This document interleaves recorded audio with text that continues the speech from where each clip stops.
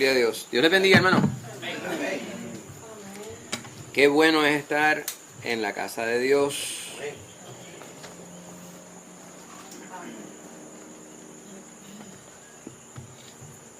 Hoy es martes. Pastor, ¿puedo usar una palabra de domingo? Morfema es la palabra de domingo. Cuando estudiamos lingüística hay distintos campos, ¿verdad?, que se estudian, distintas áreas. Una de ellas es la morfología. Parece rara esa palabra, ¿verdad? Todos sabemos lo que... Hemos escuchado la palabra en algún momento, ¿verdad? Ustedes han escuchado la palabra metamorfosis. Pues, un morfema no es otra cosa que... Estoy pensando en inglés, tratando de traducir en español. La expresión más pequeña que lleva significado, ¿verdad? Por ejemplo, la palabra carro, viene una imagen a su mente, ¿verdad? Y carros, pues ahí tienen dos morfemas, carro y es una inflexión morfológica, ¿verdad? Pues la palabra comunidad es una palabra cuyo morfema raíz lo compartimos en distintas palabras, ¿verdad? La palabra comunitario, comúnmente, poco común, comunidad. La palabra común tiene un significado bien importante. ¿Qué significa común? Puede significar varias cosas, ¿eh? Palabras que son homónimas. Común, cuando decimos algo es común, algo está en su estado natural, ordinario. Pero eso no es lo que significa dentro de la palabra comunidad. ¿Usted iba a decir? De todos los días. De todos los días, eso es algo común. Hermana Rosana. Que le pertenece a todos. Que pertenece a todos, ¿verdad? Que lo compartimos. Es una palabra que tú estabas utilizando ahorita. Es algo que compartimos, algo que es común. Lorimar.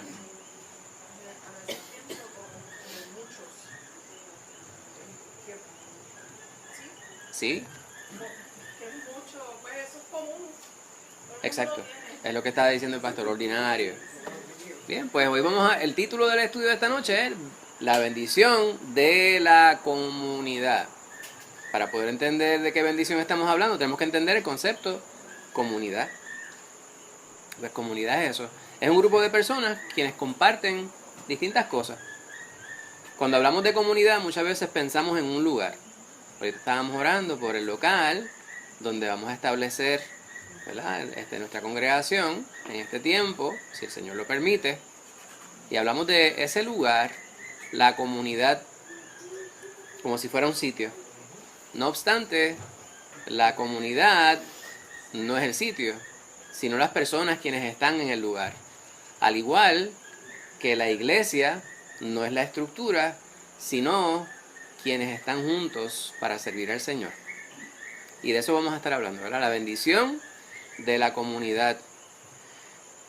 Vamos a ver distintos pasajes bíblicos. Déjame ver si esto se mueve. Ahí está. Seguir a Jesús puede ser algo personal, pero nunca es algo privado. Puede ser algo personal, pero nunca es algo privado. Una expresión que yo escuchaba mucho antes, ya no la escucho tanto, dicen la salvación es individual. Eso es muy cierto. El carcelero de Filipos, cuando le pregunta a Pablo, ¿verdad?, le dice, ¿qué debo hacer? ¿Qué le contestaron? Cree en el Señor y serás salvo tú y tu casa. Entonces usted acepta al Señor y todo el mundo de su familia se salva. No. Estaban hablando de algo prospectivo respecto a ese grupo de personas, ¿verdad? El Espíritu Santo había tocado su corazón y les había mostrado algo que habría de suceder. Él habría de aceptar al Señor y aquellos quienes estaban en su casa verían el impacto de ello y también ellos creerían. Sin embargo, para que fuera de esta manera era necesario que cada uno de ellos tomara una decisión de manera individual. Pues de eso vamos a estar nosotros hablando. Aquí hay una competencia aquí al lado. Pues eso es una realidad del ser humano, ¿verdad? Nosotros vivimos en comunidad. Las personas fuimos creados para vivir en comunidad. Esa es la verdad central. Este asunto de la vida del ermitaño es algo poco común. No es común. Es algo bien raro que las personas quieran vivir separados de los demás. Hay personas quienes son antisociales. Una palabra que tiene otros dos morfemas. Antisocial. Que es lo contrario a anti, ¿verdad? Contrario u opuesto a lo que es social. La vida en sociedad o en grupo. Pero hay personas quienes son así porque simplemente son huraños. Pero hay algunos que es una enfermedad. La persona que es realmente que padece que es antisocial desde el punto de vista psicológico, muchas veces el resultado es que terminan las vidas de otras personas. Muchos de esos están en las cárceles. Pues el Señor a nosotros no nos hizo para que estuviéramos viviendo como ermitaños, separados de los demás. Nos creó para que viviéramos en sociedad. Pues vamos a ir a la historia. Y a ustedes les gustan las pruebas de verificación, las pruebas de comprobación de lectura. Yo les voy a hacer una prueba, no necesariamente de comprobación de lectura, que obviamente tiene que ver con la lectura que nosotros realizamos, pero yo sé que son ideas, elementos que ustedes conocen de la palabra, ¿verdad? Entonces yo le pregunto, ¿cuál fue el evento más significativo que ocurrió después de la crucifixión de nuestro Señor Jesucristo? La resurrección. ¿Ven? Ustedes saben la contestación. Usted dice, hermano, me estás ofendiendo el intelecto. Parecería, pero usted no le estaría extraño que esta pregunta la podríamos formular a 100 personas en la isla. Es probable que 99 personas no la contesten bien. A ver, hay un programa de unas preguntas que estaban haciendo unos jóvenes de escuela superior. O sea, habían unos de aquí de Aguadilla y yo dije, la van a contestar bien porque son de una escuela privada, de Caribe. Ya lo dije. Les preguntaron, ¿cuáles son los dos países que comparten el territorio de la isla en el Caribe que se llama La Española? Y estaban dos estudiantes de diferentes escuelas mirándose. ¿Qué hacían? La Española. Así estamos, hermano. Ellos no sabían que era Martinica y Belice. ¿No? Muy bien. Pues la pregunta que yo le formulo es, ¿cuál es el suceso más significativo que sucedió, que ocurrió inmediatamente después o después de la crucifixión? Y ustedes me dijeron la resurrección. Y eso está muy bien. El Señor, ¿cuántas personas le vieron luego en su resurrección? Decenas, cientos de personas. Le vieron cientos de personas, ¿verdad? No sabemos cuántos le vieron, pero sabemos que más de 400 personas fueron, ¿verdad? Que menciona la palabra. Cientos de personas le vieron resucitado. Y luego de que el Señor estuvo resucitado, ¿qué ocurre al final de el relato en los evangelios luego de la resurrección de nuestro Señor Jesucristo? Ascendió. Entonces, para nosotros eso es para arriba, ¿verdad? Usted dice, pues seguro no va a ascender para abajo. Pero nosotros necesitamos una dirección, ¿verdad? Porque para nosotros hay una derecha, una izquierda, un para abajo, un para arriba. Sin embargo, si usted piensa en el planeta Tierra como una esfera que está, ¿verdad? Las que están en el lugar directamente contrario a nosotros tienen los pies y la cabeza está mirando en otra dirección que la nuestra. Pero el Señor fue al Padre. Decimos nosotros que ascendió, ¿verdad? Sabemos que lo que entendemos con esto es que el Señor se fue de este lugar y los discípulos le vieron cuando Él se fue a estar con el Padre. La palabra nos dice que ahora está sentado a la diestra del Padre. Luego de eso, y ya estamos entrando en el material del estudio, un evento significativo, tal vez el más significativo inmediatamente luego de la ascensión de nuestro Señor Jesucristo, sucedió varias semanas más tarde. ¿Qué día fue ese? El día de Pentecostés. Y ese día, dice mi hermana Lorian, fue que vino el Espíritu Santo. Nosotros lo sabemos porque estudiamos la palabra, porque dedicamos tiempo al estudio profundo de la palabra. Hermano, la persona promedio no sabe esto. La persona promedio, cuando hablan del Espíritu Santo, realmente no entienden lo que es. E incluso, algo que me da mucha tristeza, es que hay personas quienes pudieran estarse congregando y no saben quién es el Espíritu Santo. Tienen una noción equivocada respecto a ello. Ahora, ese día que vino el Espíritu Santo, los discípulos ¿sabían de esto previo a ese momento, que esto habría de suceder? Hermana Margarita. El Señor les había anunciado que Él se iba, pero que le iba a enviar el Consolador. Amén. El Espíritu Santo que les enseñará todas las cosas. Amén. Pues el Señor ya se lo había dicho, ¿verdad?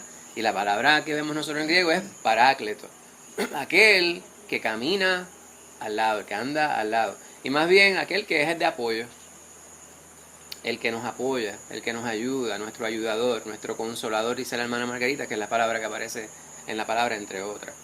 Pues ese día de Pentecostés estaban ellos reunidos y el Señor envió el Espíritu Santo. Pues,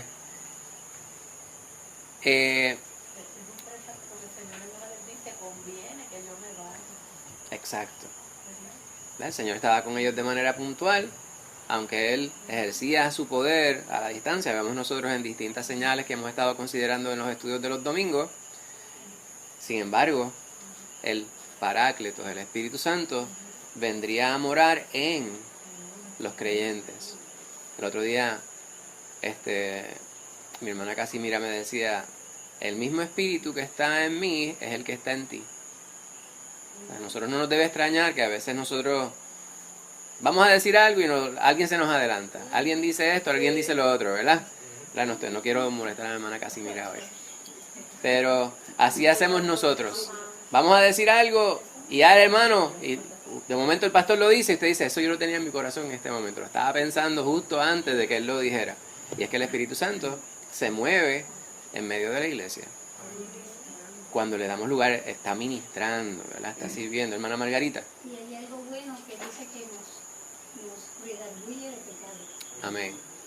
Pues ese día de Pentecostés, habiendo venido el Espíritu Santo a morar en los creyentes, Pedro fue lleno del Espíritu Santo y Dios mismo le dio palabra.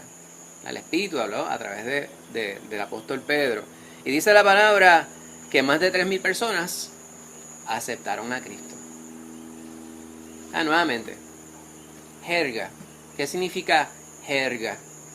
Suena como algo que se comería con ensalada. ¿Usted quiere un platito de arroz con jerga?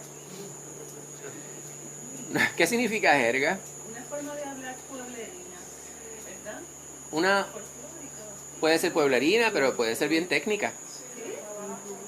Una forma de hablar propia de un grupo de individuos, ¿verdad? Los ingenieros tienen su jerga. Los abogados tienen su jerga, los médicos tienen su jerga, pero también los muchachos tienen su jerga. Pues jerga son expresiones que utilizamos nosotros, que son propias de un grupo de personas. Pues nosotros como creyentes muchas veces tenemos que tener mucho cuidado porque a veces utilizamos expresiones que no todo el mundo las entiende. Y si queremos hablarle a las personas respecto a la bendición de Dios en nuestras vidas, tenemos que tratar de hacerlo de la manera más sencilla posible. O sea, que ellos puedan entender lo que yo estoy diciendo. ¿Te está hablando la mano? No. Pues Pedro fue lleno del Espíritu Santo y él les habló, inspirado por el Señor. Entonces, la expresión que yo digo que es jerga nuestra es que ellos aceptaron a Cristo. o se convirtieron, o fueron convertidos. Ese convertido es la palabra metamorfosis, ¿verdad? Es transformar, ¿verdad? ¿En qué se transforma uno? Hijo de Dios. En un hijo de Dios, ¿verdad? La palabra nos dice que nosotros aceptamos a Cristo y venimos a ser hechos hijos de Dios. Juan, el primer capítulo, habla sobre esto, ¿verdad? A los suyos vino, mas los suyos no le recibieron, mas a todos los que le recibieron les fue dado la potestad de ser hechos hijos de Dios. Usted, si aceptó a Cristo, usted es hijo, hija de Dios. Pues esa es la transformación. Obviamente, lo que éramos antes, pues muchas veces no se dice así, raspado como dicen en el campo, porque es antipático, ¿verdad? Si usted no es hijo de Dios, pues entonces había un predicador, allá, no sé si era de Camuy, Jeñito, era de Camuy, de Villalba, que predicaba y decía, hijos del diablo. A nadie le gusta que le digan hijos del diablo. De hecho, ¿a usted le gusta que le digan que usted es ignorante? ¿Verdad que no? Pero usted reconoce que usted es ignorante. Todos tenemos que reconocer, usted puede tener 3 doctorados, 3 grados doctorales, y usted es ignorante respecto a algo. ¿Verdad? Yo me paso buscando cosas últimas. Yo trabajo con jóvenes y a veces dicen palabras y digo, pues yo voy al recurso y digo, ¿qué significa eso que tú dijiste? Y se ríen. Entonces cuando yo uso la palabra, ellos se ríen. ¿En serio? Pero antes de yo usar la palabra, me aseguro de que lo que ellos me dijeron es correcto. Por ahí aparece una taza en casa y de momento dice una palabra. Got Riz con 2 Z. Yo digo, ¿qué rayos es eso? Y busco la palabra, porque es jerga, ¿verdad? Pueblerina. Entonces me doy cuenta de que no es algo malo. Pues el asunto es ese. Si usted ha aceptado a Cristo Jesús, usted ha sido transformado, como ustedes muy bien dicen, ha sido transformado a hijo de Dios. Pero eso quiere decir que usted antes no era hijo de Dios. Éramos hijos de el príncipe de este mundo. Nadie le gusta que le digan eso, ¿verdad? Pero esa es la realidad. No hay otra alternativa. La selección múltiple es o usted es hijo de Dios o usted no es hijo de Dios. Y si no es hijo de Dios, pues entonces es hijo del maligno. Pues Pedro predicó y más de 3,000 personas recibieron al Señor. Vamos a ir a la palabra del Señor en Hechos 2, versículos 42 al 47. Y le voy a pedir a alguien que lo lea bien fuerte. El hermano Héctor, ¿podría leer esa porción? ¿Le gustaría leer esa porción? Hechos 2, versículos del 42 al 47.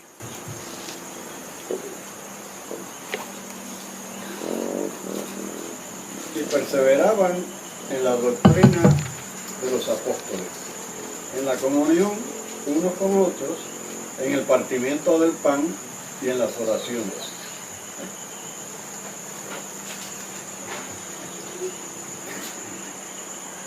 Y sobrevino temor a toda persona, y muchas maravillas y señales eran hechas por los apóstoles. Todos los que habían creído estaban juntos y tenían en común todas las cosas. Y vendían sus propiedades y sus bienes, los repartían a todos según la necesidad de cada uno. Y perseverando unánimes cada día en el templo y partiendo el pan en las casas, comían juntos con alegría y sencillez de corazón, alabando a Dios y teniendo favor con todo el pueblo. Y el Señor añadía cada día a la iglesia los que habían de ser salvos. Amén. Ahí hay otra palabra. La última palabra que lee mi hermano. ¿Cuál es la palabra? Salvos. Salvos. Las personas cuando piensan en la palabra salvos no necesariamente piensan en lo que nosotros conocemos desde la perspectiva bíblica. ¿Vale? Muchas personas piensan en salvarse o ser salvos de cuando se les libra de algún peligro, ¿verdad? O el desenlace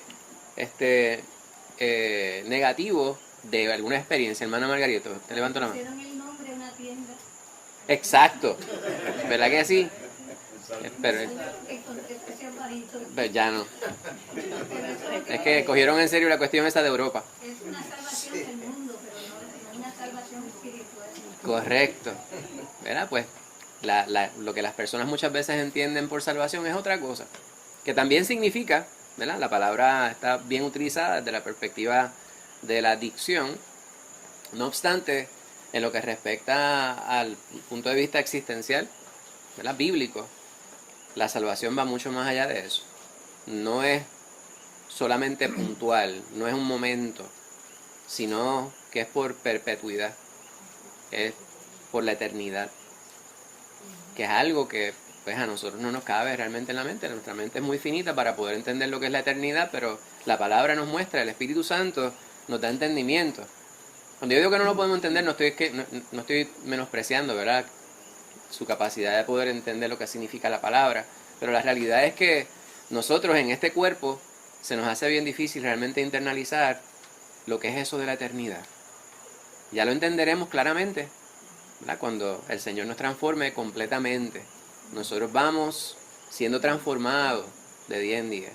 Ustedes me han escuchado anteriormente hablar sobre 2 Corintios 5:17, que todos ustedes conocen, ¿verdad?, de memoria. Pablo dice, de modo que si alguno está en Cristo, nueva criatura es. Las cosas viejas pasaron, todas son hechas nuevas, dice Pablo. No obstante, sabemos que esa transformación se da de manera paulatina y no se completa hasta que estemos en la presencia del Señor. Porque si la realidad es que todo la transformación fuera inmediata, o sea, de todo, pues yo esperaría ser completamente diferente, pero de momento, para utilizar una palabra que le sale al pastor de vez en cuando es como que se aparece un Gasparín, ¿verdad? Nos sale un Gasparín. De momento hacemos o pensamos de alguna manera que nos da vergüenza, ¿verdad? Y tenemos que pedirle perdón al Señor. Señor, perdóname. Realmente ese fue el viejo hombre queriendo aflorar nuevamente. Pues la palabra salvo es importante ahí. Este pasaje que leyera mi hermano Héctor tiene muchos elementos importantes respecto a lo que sucedió o lo que sucedía en esa iglesia primera. ¿Verdad? No tenemos que definir iglesia, pero lo vamos a hacer. Hemos dicho que la palabra iglesia, eclesía, ¿verdad?, viene de asamblea, ¿verdad?, un grupo que se reúne con un propósito en común.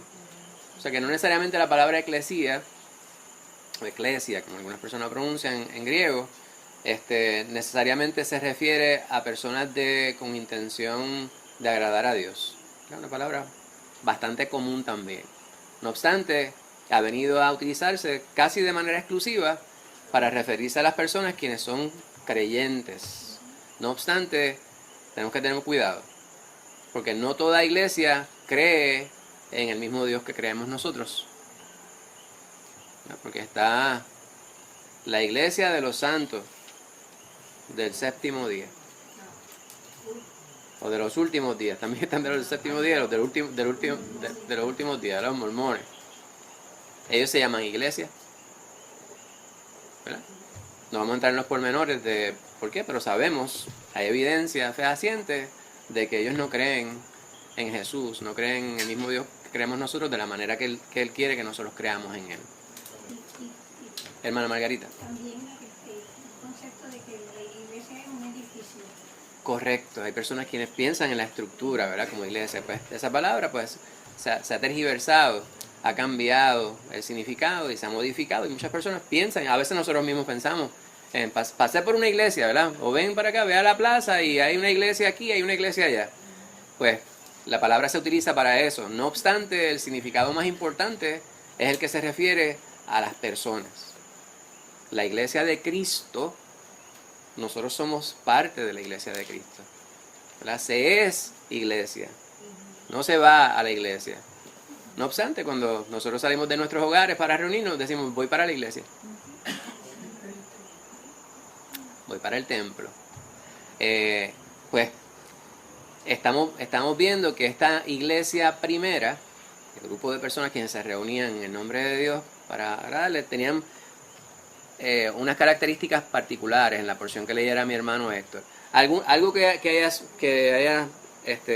le haya llamado la atención respecto a esos versículos 42 al 47. Algo en particular que usted vea allí que le parece importante de mencionar, hermana Margarita. Yo pienso que tenían un amor bien grande de uno por otro.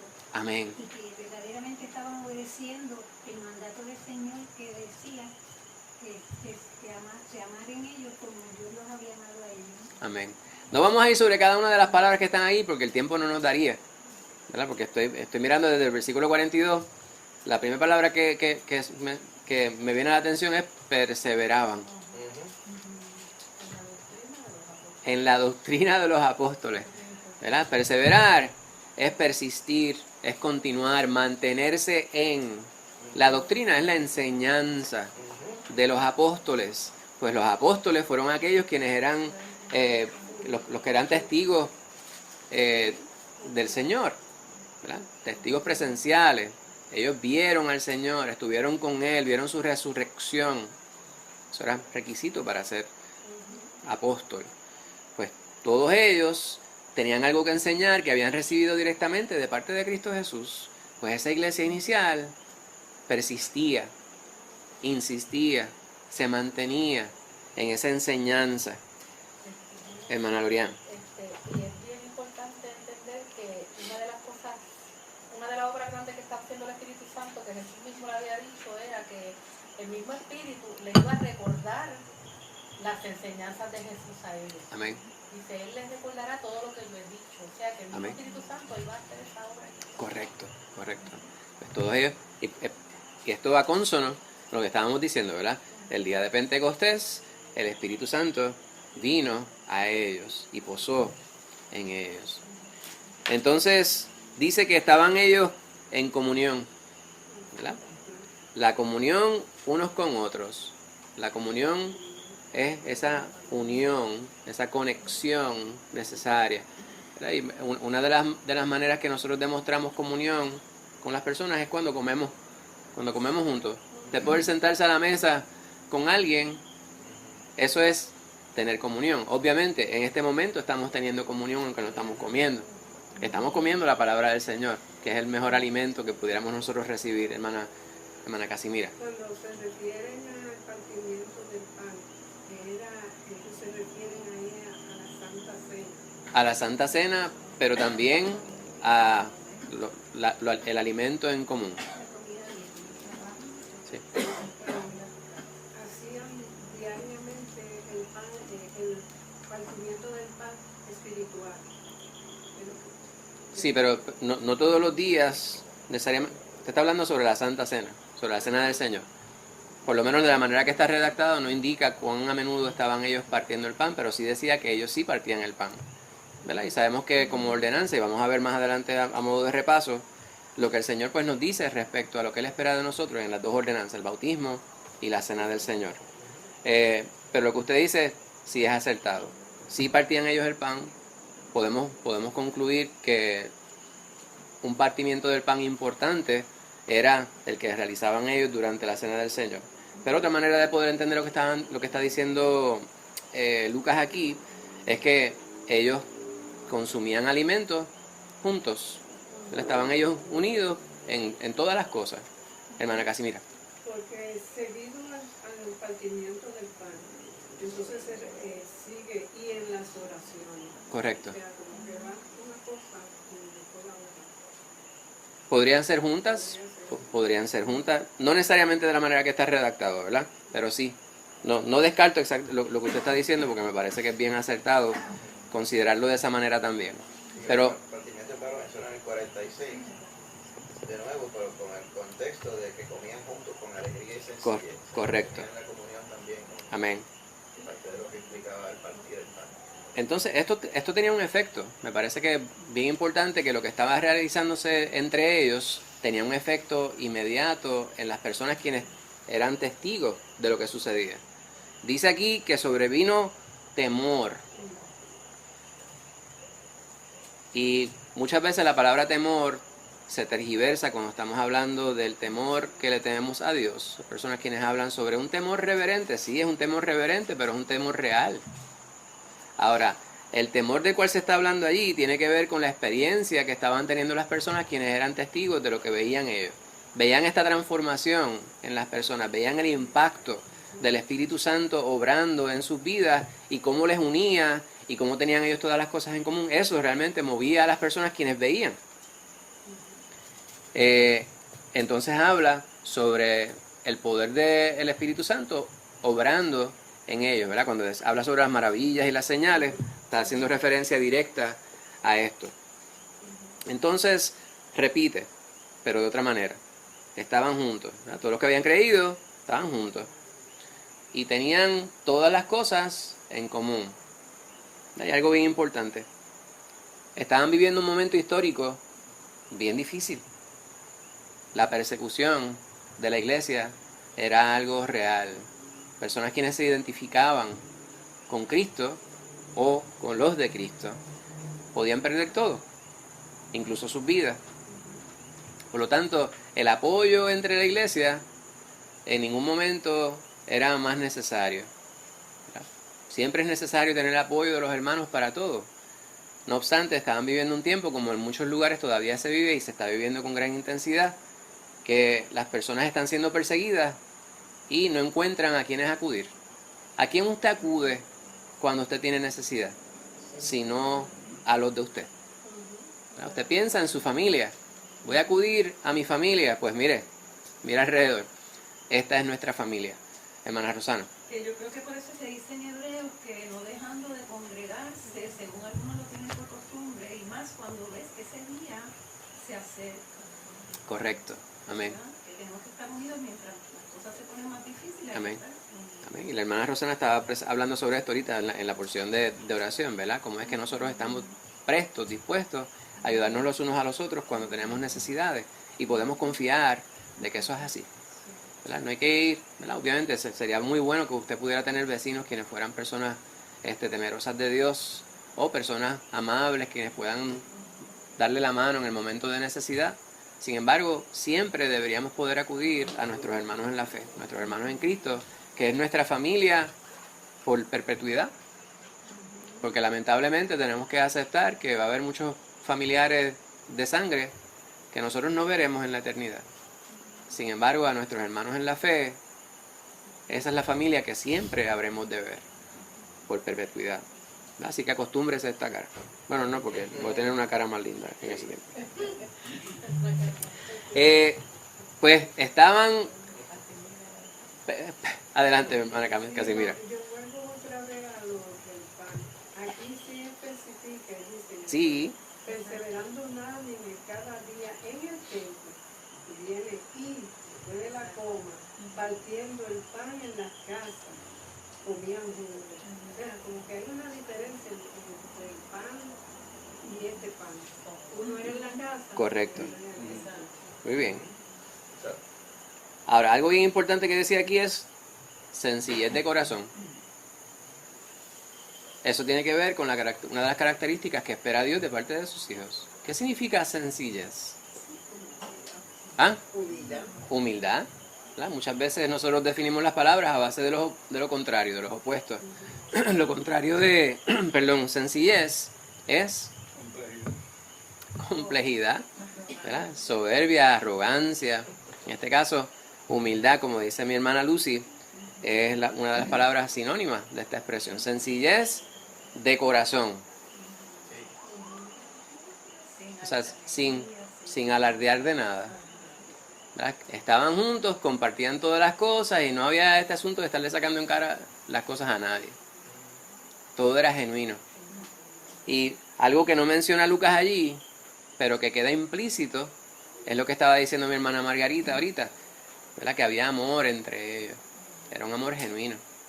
Era un amor no fingido como vemos nosotros dentro de la palabra, que se habla sobre la necesidad de nosotros considerar cuando estamos hablando de nuestra familia en la fe. Muy bien. Entonces, alabando a Dios, hermana Casimira, adelante. Y pensando que ese amor genuino del que se habla tiene que verse también el corregir, el de poder ver al hermano en una situación que hay que ayudarlo, y la ayuda es porque todos nos estamos edificando. Amén. Entonces yo no puedo dejar que el hermano corra con una situación interna, porque la expresa, y seguro que él mismo nos da cuenta de que está expresando una situación interna. Ahí, si vemos eso y no manifestamos el amor verdadero, el amor verdadero cuesta. El amor verdadero no es el amor que el mundo dice y hace. Yo veo a un hermano en una necesidad, pues Dios nos manda que nos edifiquemos los unos a nosotros con la palabra.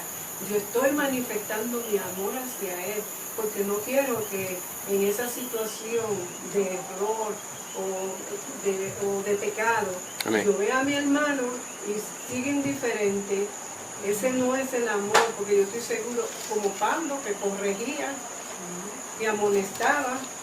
O sea que nosotros, siendo edificados por el Espíritu Santo, que lo tenemos dentro de nosotros tenemos que mostrar ese Amén. amor. Amén. Al Estamos hermano, completamente de porque acuerdo. No queremos que se pierda.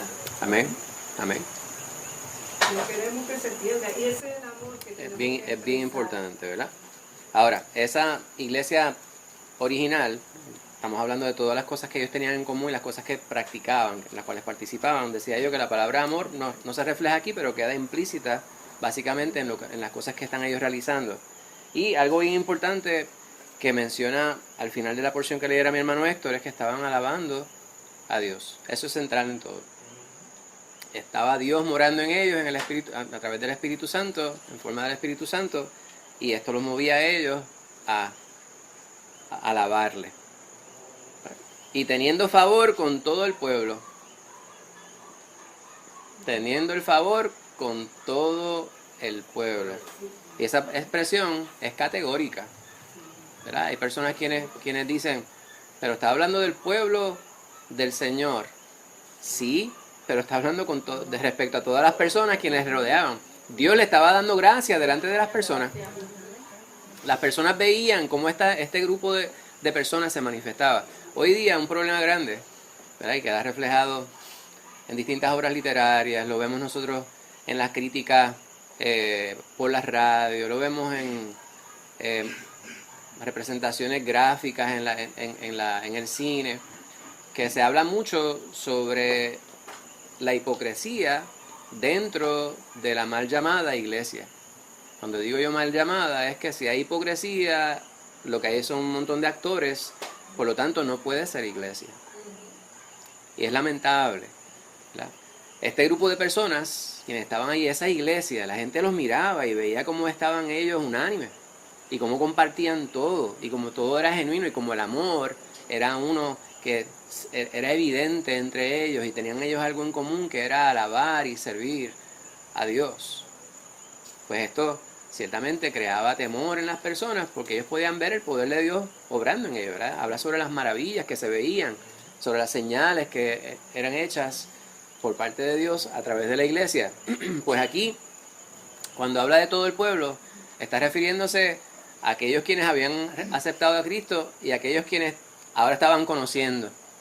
Todo el pueblo, ellos hallaban gracia delante de las personas. Obviamente, la palabra todo es categórico. No obstante, si yo le pregunto, ¿usted cree que era el 100%? Pues dice todo, pero parte del pueblo eran aquellos quienes se oponían a Dios.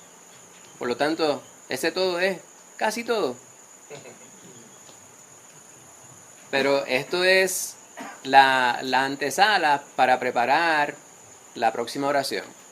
Habla sobre el efecto que estaba, el impacto del Espíritu Santo en la iglesia y en aquellos quienes estaban en las áreas circundantes. Dice, y el Señor, y esto es bien importante, hermano, empieza con el sujeto de la oración. El sujeto de la oración es quien ejecuta la acción. No dice el pastor, no dice Pedro, no dice los hermanos de la iglesia, dice el Señor. Y el Señor añadía cada día a la iglesia los que habían de ser salvos.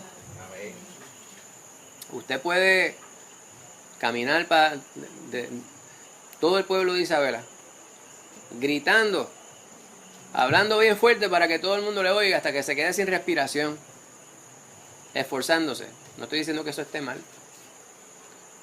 Pero si el Señor no está, Salmo 127, de nada le sirve. El Señor tiene que estar en la situación. Cuando llega alguien a nuestra iglesia, a nuestra congregación, es porque Dios le trajo. Él le pudo haber invitado, pero Dios le trae. Dios me trajo a mí aquí. Si no fuera por el Señor, pues no se daría nada. Hermana Margarita, adelante. Ellos predicaban una palabra ungida por el Señor y entonces el Señor tocaba los corazones para que recibieran esa palabra en sus corazones. Amén, amén. Y es lo que sucede todavía al día de hoy. La gente llega y se salva. No porque uno hable tan bonito, uno sea tan elocuente. Obviamente, el Señor tiene que estar en el asunto. Nosotros no podemos hacer como se nos antoja y de todos modos el Señor va a obrar. Pues el Señor va a obrar como Él quiera. Sin embargo, la bendición real está cuando en la casa del Señor se le está honrando como Él exige. Fíjese que la palabra exige está bien utilizada ahí. Porque Él es soberano y Él es el que sienta las pautas de cómo nosotros vamos a obrar. Pues, la iglesia. ¿Qué es la iglesia? Una comunidad de personas que siguen a Jesucristo como Señor y Salvador. La hermana Lucia había levantado la mano.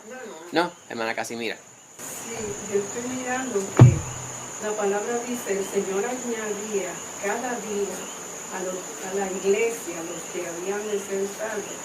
Pero antes de que ocurra, de que el Señor llegue a la iglesia, los que han de ser salvos, Él está hablando de todo lo que nosotros tenemos que hacer para que el Señor pueda mover su mano y entonces enviar aquí. Porque Él no va a enviar a una iglesia donde no se hace la voluntad de Dios. No perseveran, no oran, no comparten el pan. Dios no va a enviar, porque esto es de decisión de Dios. Ahora Él tiene que ver cómo anda esa iglesia. Porque hay muchas iglesias que son megas iglesias, pero la evidencia que dan y el testimonio que dan no dice que el Señor envió para allá a esa gente. Exacto, exacto. No dice, o sea, Él va a enviar de acuerdo a cómo estemos caminando nosotros. ¿Sí? En la iglesia, en el medio de la comunidad, primeramente con nosotros, porque en una iglesia donde hay pleito, contienda, división, correcto. Dios va a enviar a los que Él quiere preparar para esta salvación, que crezcan, que maduren. Entonces exacto. Dios se encarga de enviar cuando hay una iglesia que está perseverando en la oración, en la fe, en la lectura de la palabra, compartiendo, viviendo el evangelio. Amén. ¿Cuál es el título del estudio de esta noche? La bendición de la comunidad. Pero lo que está diciendo la hermana Casimira me parece que es bien importante, ¿verdad? Esto se da en comunidad. Hay muchas veces que hay personas quienes tienen muy buena intención de hacer algo. No obstante, se mantienen como el llanero solitario y a veces están en un error y lo que hace es que perpetúan ese error. Pues me parece que lo que usted dice es muy cierto. La definición de iglesia, pues ya la hemos dicho, ¿verdad? Comunidad de personas que siguen a Jesucristo como Señor y Salvador. Ahora, ¿cuál es tu reacción a esta definición de la iglesia? Tu reacción a esa definición. ¿Qué piensas sobre esa definición? ¿Estás de acuerdo con esa definición? ¿No estás de acuerdo con esa definición? ¿Te parece que hay que complementarla? La voy a leer de nuevo. Comunidad de personas, hasta ahí vamos bien, que siguen a Jesucristo como Señor y Salvador. No estoy leyendo nada capcioso, estoy leyendo una definición de iglesia. ¿Cuál es tu reacción a esta definición de la iglesia? Que eso es cierto, ¿verdad? Es cierto. Obviamente le añadiríamos algunas otras cosas, pero eso es lo más importante. Hermana Margarita. Si no vemos eso en una iglesia, no es una iglesia genuina del Señor. Exacto. ¿Verdad? Y vemos que esa iglesia en el libro de los Hechos, que nos describe Lucas, era ese tipo de iglesia. ¿Verdad? Ellos tenían todo en común. Se reunían para aprender de Dios. para alabarle, para estudiar, para comentar la Escritura.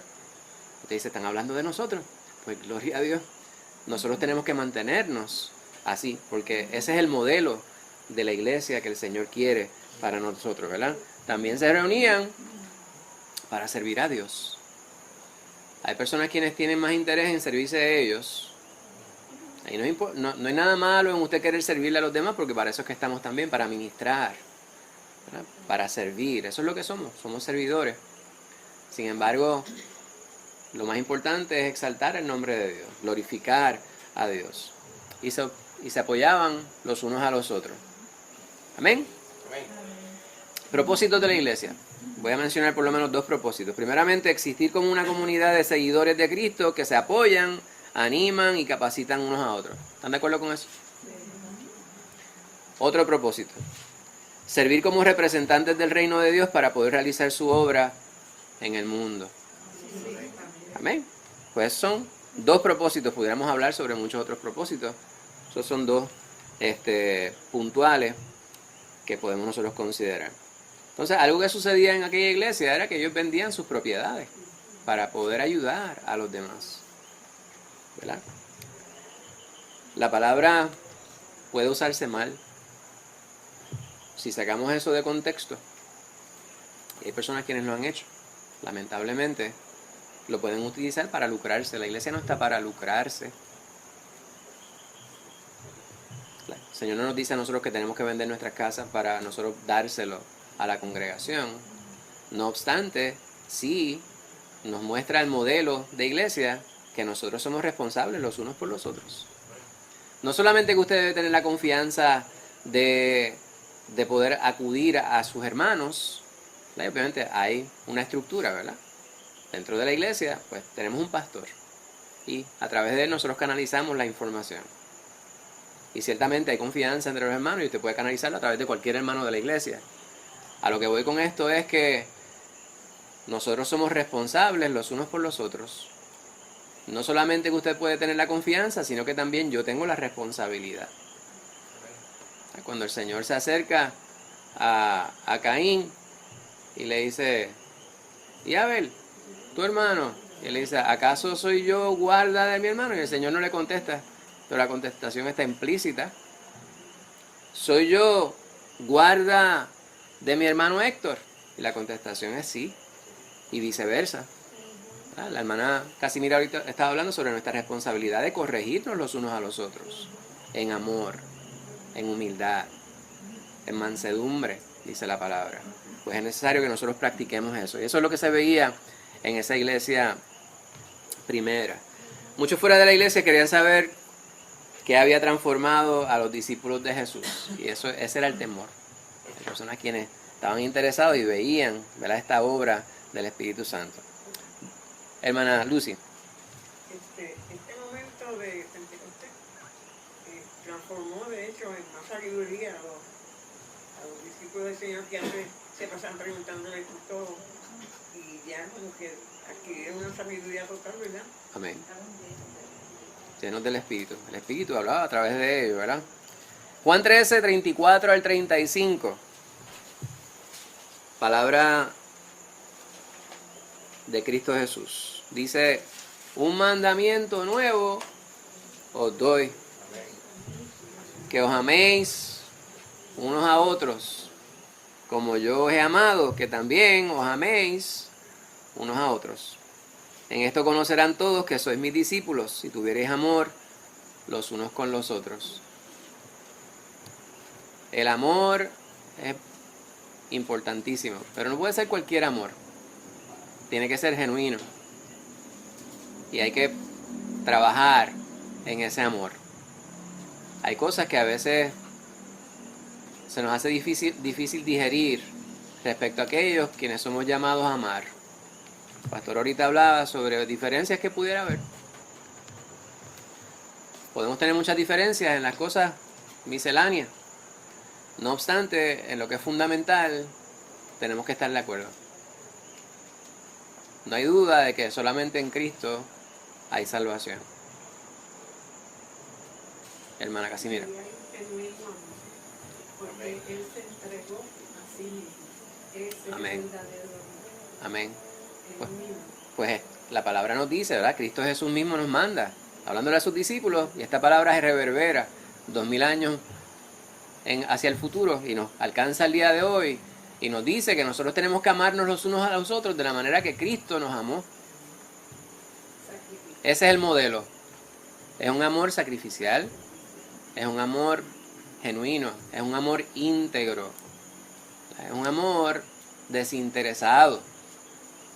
Porque Jesús dio su vida por todos, sabiendo que había muchos, tal vez la mayoría, quienes no habrían de aceptarle. ¿Qué significa amar a los demás como Jesús nos ha amado en la vida diaria? En una ocasión escuché que amor es sinónimo de servicio. Que ahí siempre el Señor enfatizaba y dio el ejemplo de servirle a los demás. Amén. Y sirviendo es una expresión de amor. Pues voy a aceptar esa contestación como la contestación para esta pregunta. Sirviendo a los demás es una manera de manifestar el amor de Cristo en nuestras vidas. Humillación. Jesús dice que el amor entre sus seguidores será la señal de que son sus discípulos. ¿De qué manera la iglesia o los cristianos en general pueden reflejar este amor hoy para que el mundo los reconozca? La pregunta debe ser, ¿la iglesia está haciendo esto? Sí. Sí que debe ser. ¿Pero está haciendo la iglesia toda? Nosotros hablamos de iglesia y estoy de acuerdo con lo que dice el pastor, ¿verdad? ¿Esta congregación? Sí. Ahora, hay algo bien importante, ¿verdad? Que muchas veces, ¿cómo digo esto? Algo que muchas veces se le da demasiado énfasis es el aspecto denominacional de la iglesia. ¿Verdad? Es la iglesia más el apellido. La iglesia tal, la iglesia más cual. Entonces, hay como esto crea muchas divisiones. Y en esas divisiones, pues muchas veces son asuntos doctrinales, algunos son menores, algunos son mayores. No obstante, hay algunos que, por ejemplo, una de las diferencias más grandes que pudiera haber, o en lo que respecta a la doctrina, tiene que ver con la salvación. No cuál es el origen, ¿verdad? El fundamento de la salvación, sino qué sucede. La salvación se puede perder. La salvación. ¿Qué sucede si usted peca, muere y no pudo pedirle perdón a Cristo, aún habiendo aceptado al Señor? ¿Verdad? Y no vamos a contestar esta pregunta, ni vamos a entrar en ese debate, pero es algo que la contestación podría variar de una denominación a otra. Al punto que hay unos debates que lo que hace es que el mundo mira en nuestra dirección y lo que ve es esa diferencia en vez de ver el amor que el Señor manda que haya en nosotros. Porque recuerden, la iglesia no somos solamente nosotros que estamos aquí. Nuestros hermanos presbiterianos son la iglesia. Nuestros hermanos pentecostales son la iglesia. Nuestros hermanos metodistas son la iglesia. Puede ser metodista, presbiteriano, pentecostal, bautista. Ese es el apellido al cual yo me refiero. Y la gente muchas veces lo que están viendo es eso. Viendo esa diferencia y viendo muchas veces estos grandes títulos, ¿verdad? El reverendo, el doctor, el qué sé yo, qué sé cuánto.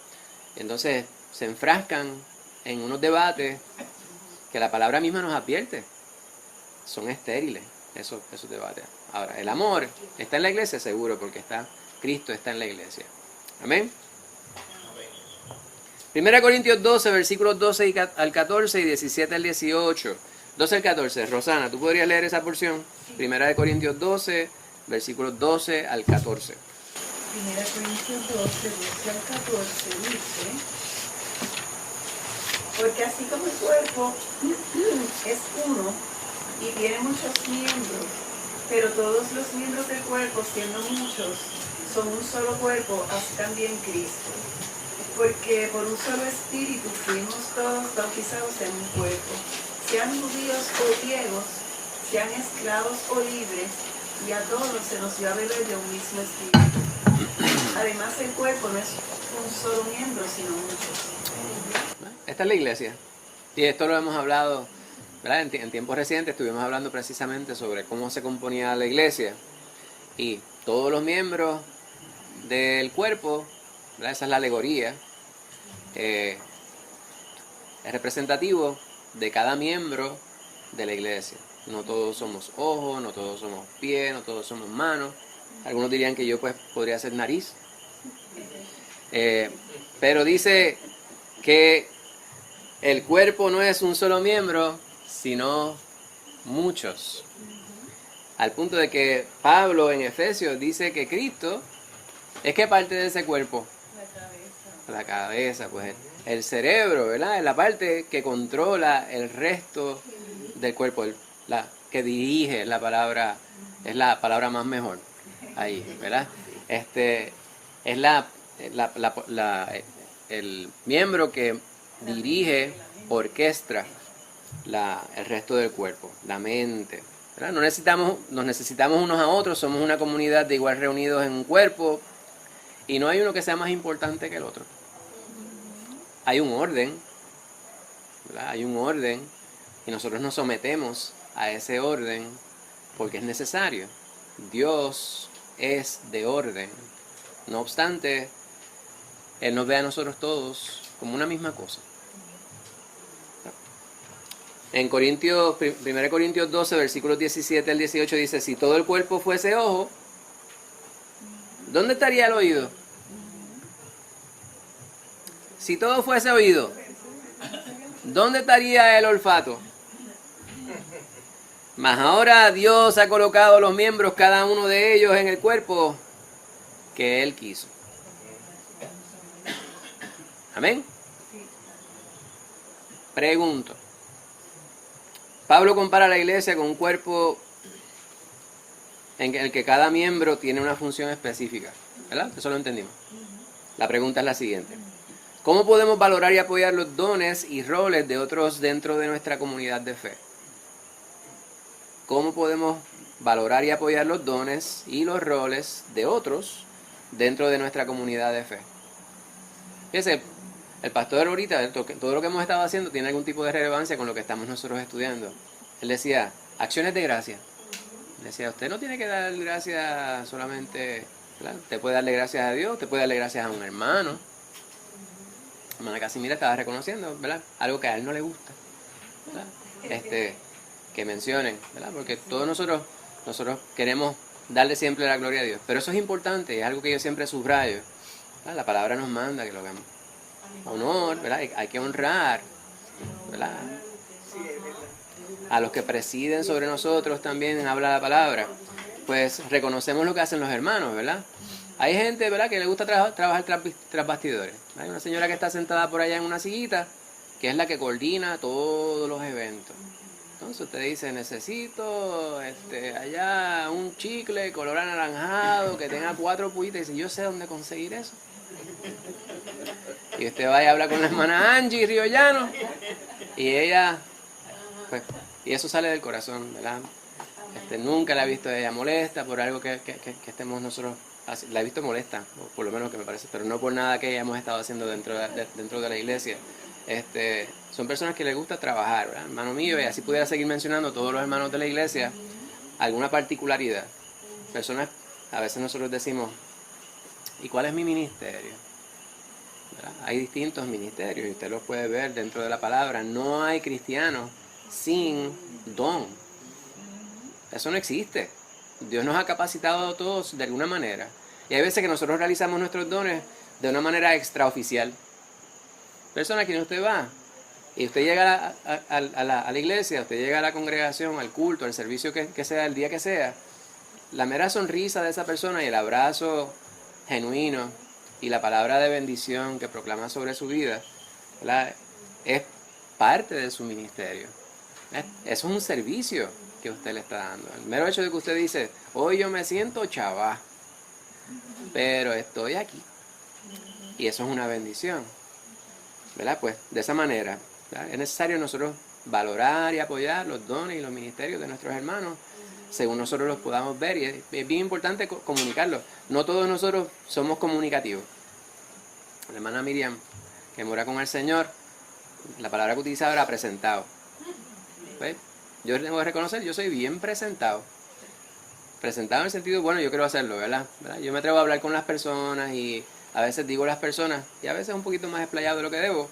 Trato de hacerlo de manera jocosa en muchas instancias, pero la intención es que usted sepa. Pero hay personas quienes no, hay personas quienes son, ¿verdad? Mi esposa y yo nos complementamos. Dice, pues, yo hablo mucho y ella no habla mucho en público. Yo hablo mucho aquí porque en casa pues yo no hablo tanto. Pues nosotros nos complementamos y así somos, ¿verdad? Las personas dentro de la iglesia podemos ver distintas personalidades. Hay quienes son más pausados, otros somos más presentados.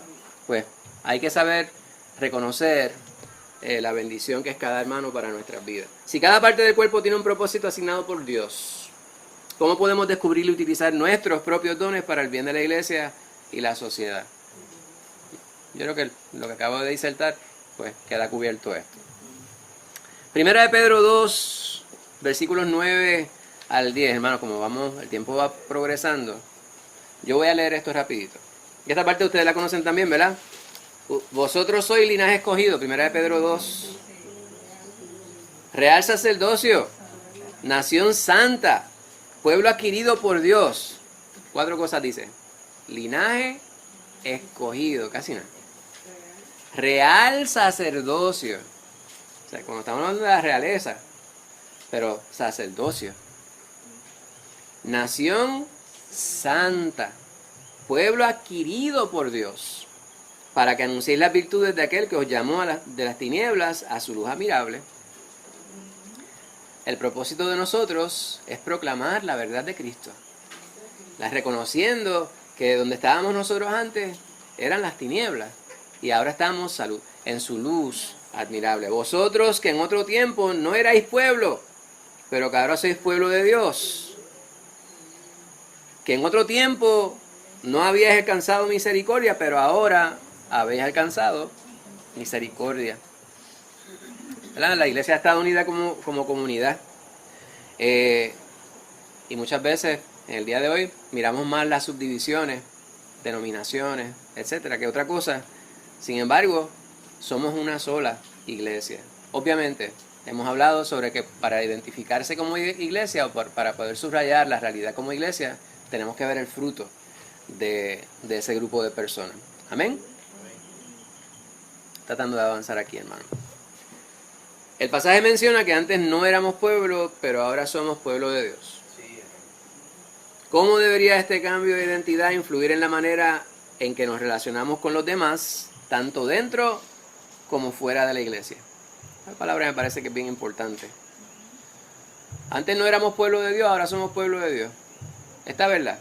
¿Cómo debe impactar nuestra vida e influir en cómo nosotros interactuamos con los demás, dentro y fuera de la iglesia, hermana Margarita? Debe haber ocurrido una transformación y no solamente pero sino que los demás puedan ver esa transformación, porque aún sin palabras le puede hablar de que el evangelio es algo bueno. Amén, amén, amén. Hay que practicar, ¿verdad? Como dicen en inglés, with the mouth it is a mame. Decía un sabio filósofo ayuyano, bailando es que se demuestra el mambo. Pues usted tiene que aplicar lo que usted dice que usted sabe de la palabra. Porque podemos hablar bien bonito y usted puede decir, yo me conozco este versículo y quién sabe más versículos que nadie, pero entonces usted mira su vida y dice, ay, si se lo aplicara. Pues es necesario que nosotros vivamos así. Yo les hablaba sobre este supermercado donde yo evitaba una cajera. Y yo lloré. Ahora la busco y yo parece que se retiró, yo creo. Pero llegué a ir por allí, entonces hicimos las paces. Ella no sabía que yo no me llevaba con ella, pero le eché la bendición, hermana Casimira. Que bien decía Jesús a los religiosos. Ellos dicen, pero no hacen. Eso es bien triste, ¿verdad? Y eso se llama hipocresía. Que el Señor nos libre de eso, hermano. ¿Verdad? A veces yo en tono de broma y no en tan tono de broma hablo de una hipocresía práctica, que me parece que la mayor parte de nosotros en alguna instancia u otra la practicamos lamentablemente. ¿Verdad? Usted está en un lugar y usted le dicen, yo soy fulano de tal, y usted dice, mucho gusto. ¿Por qué? ¿Por qué mucho gusto? Es un placer. Pero ¿cuál es el placer de conocer a la persona? Quizás la persona no le cae bien, pero usted es una persona civilizada, es un hijo de Dios, en ese caso, no es que usted esté siendo hipócrita, es que usted está dominando su carne. Hermana Casimira. A eso le llaman payaso. No, me parece que es bien importante que nosotros participemos de la interacción con los seres humanos de manera civilizada. Que es una manera de actuar de algo que no vive. Sí, pero yo entiendo lo que usted dice y estamos de acuerdo en eso. No obstante, yo lo llamo hipocresía práctica, ¿verdad? Porque es lo que se me ocurre y me parece que es lo literal. Pero el Señor nos manda a nosotros a que amamos a las personas. Y para amar a las personas, pues nosotros muchas veces vamos a entrar en un conflicto. Hay gente que ustedes los ven y tal vez esa persona no le cae bien. Yo trabajo con gente todos los días y no toda la gente que llega allí, yo los veo y me agrada su actitud. Muchas veces tiene que ver con actitud y a veces te hablan estrujado, como decimos en el campo, ¿verdad? Pues uno tiene que controlar el impulso, entonces, y llega el momento de que obrando en el espíritu, usted logra alcanzar a esa persona y cambia su actitud. Porque usted no sabe qué es lo que trajo esa persona, cuál es su pasado, cuáles son sus experiencias. Pues en ese sentido yo entiendo lo que usted dice, estoy de acuerdo. No obstante, el Señor nos manda que nosotros vayamos controlando, dominando nuestra carne. ¿Alguien había levantado la mano por acá? ¿No? Pues vamos a repasar rapidito y con esto vamos terminando. 2 ordenanzas de la iglesia, hoy estábamos hablando sobre ello, ¿verdad? El bautismo. La ordenanza del bautismo es un testimonio público de un nuevo discípulo de Cristo respecto a su fe en Cristo. Amén. Es una acción, es un testimonio, pero es simbólico, ¿verdad? Hay unos elementos que están ahí, ¿verdad? Tiene que haber agua. Bíblicamente se sumerge a la persona, ¿verdad? Entonces el simbolismo es que nosotros cuando entramos al agua morimos a nuestro viejo yo. Y cuando salimos del agua, somos purificados, ¿verdad? En el agua, salimos del agua, nueva criatura en Cristo Jesús, ¿verdad? Entonces nosotros estamos comunicando que nosotros creemos en la salvación de nuestra alma mediante la fe en Cristo Jesús, ¿verdad? Que hemos resucitado, salimos del agua resucitados por medio de Cristo. Romanos 6, 3, 4. Pablo dice: ¿o no sabéis que todos los que hemos sido bautizados en Cristo Jesús hemos sido bautizados en su muerte? Porque somos sepultados juntamente con Él para muerte por el bautismo, a fin de que como Cristo resucitó de los muertos por la gloria del Padre, así también nosotros andemos en vida nueva. Amén. ¿De qué manera el bautismo simboliza nuestra nueva vida en Cristo? ¿Y cómo debería esto reflejarse en nuestra manera de vivir todos los días? ¿De qué manera el bautismo simboliza nuestra nueva vida en Cristo? Amén, estoy juntamente crucificado con Cristo. ¿Lorian? Muero a la vida vieja. Muero a la vida vieja, Las cosas que yo hacía no las hago más. ¿verdad? Entonces, más importante que todo eso que nosotros acabamos de decir, que sí sabemos que es cierto y que hemos creído por la palabra, es cómo nos se manifiesta esto en nuestra vida, en el día a día. Amén. Eso tiene que ser cierto en nuestra vida. Adelante, hermana Lucy. Pero no todo el mundo que se bautiza enseguida empieza a ser un buen cristiano. Como dice Pablo, que eran gente de leche, ¿verdad? Que no de verdura, Ajá, porque estaban empezando. exacto. Eran cristianos de baby food.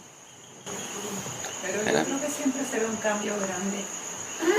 Tiene que verse un cambio grande al principio porque es que uno cambia. Exacto. Si no cambiaste, pues yo no sé. Y obviamente estamos partiendo de la premisa de que son verdaderos creyentes. Yo oí el testimonio de un pastor que dijo que antes de convertirse él fumaba. Después que se convirtió, trataba de fumar, pero llegó un día en que le sucedió algo con el cigarrillo, que eso fue lo que siempre le quitó el fumar, Ajá. después de convertirlo. Pues hay transformaciones, ¿verdad? Y algunas que tardan mucho más, ¿verdad? Y lo que una persona ve como transformación en la persona, hay transformaciones que nosotros no vemos en las personas y que nunca las vamos a ver. ¿verdad? Porque hay cosas que suceden en nuestra vida, en nuestras mentes, en nuestra psiquis, que solamente nosotros conocemos. Y usted puede dar fe de ello. Voy avanzando. Mateo 28. Jesús se acercó y habló diciendo: toda potestad me da en el cielo y en la tierra, por tanto id a hacer discípulos a todas las naciones, bautizándolos en el nombre del Padre, el Hijo y el Espíritu Santo. Bautizándolos.